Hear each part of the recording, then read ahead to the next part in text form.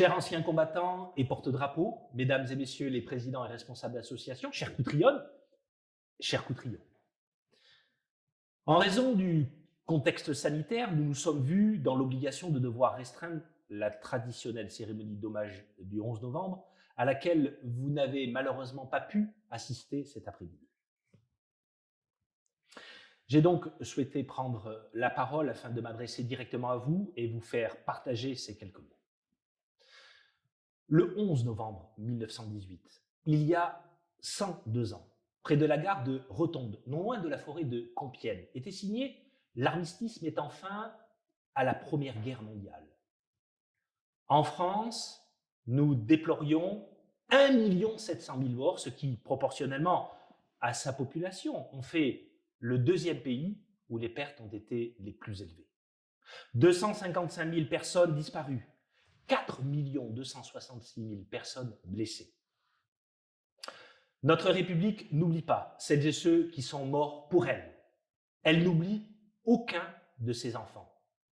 Il en est de notre devoir et de notre responsabilité.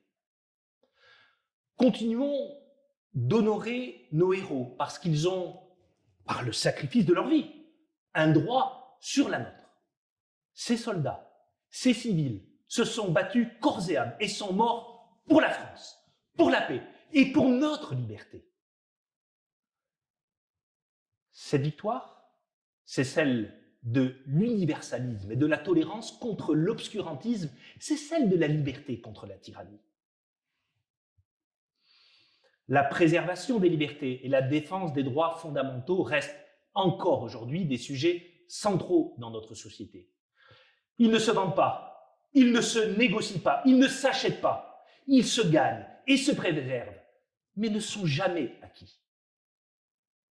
La préservation des libertés sous toutes ses formes est une conquête du quotidien et toute restriction doit être non seulement justifiée, nécessaire, mais également rigoureusement proportionnée à l'intérêt public, qu'elle sert, et ce, peu importe les circonstances et le contexte.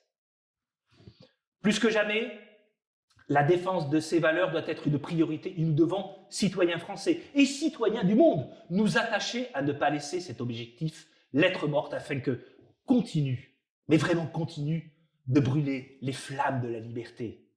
Alors qu'il ne subsiste plus de témoins directs de la Première Guerre mondiale, il nous appartient de transmettre le flambeau de la mémoire aux générations qui auront demain la responsabilité de cet héritage. Tel est le devoir auquel les récits de cette tragédie nous obligent. En ce 11 novembre, honorons toutes ces femmes et tous ces hommes sacrifiés sur le champ de bataille. Honorons nos 146 Coutrillons morts pour la France et remercions-les d'avoir gagné la plus grande des batailles de l'histoire et sauvé la cause la plus sacrée, notre liberté. Le souvenir de ces sacrifices nous exhorte à être dignes de ceux qui sont morts pour nous, pour que nous puissions vivre libres. Gardons en mémoire leurs sacrifices et continuons leur combat pour la défense de notre pays et de ses principes. Ne vivons pas dans une période omnibulée par le présent, par un présent qui oublie rapidement le passé et n'anticipe plus l'avenir afin d'empêcher que se répètent demain les tragédies d'hier. Je terminerai ces quelques mots de Thomas Jefferson qui résonnent parfaitement dans le contexte actuel. Un peuple prêt à sacrifier un peu de liberté pour un peu de sécurité ne mérite ni l'une ni l'autre et finit par perdre les deux. Vive la liberté, vive la République et vive la France.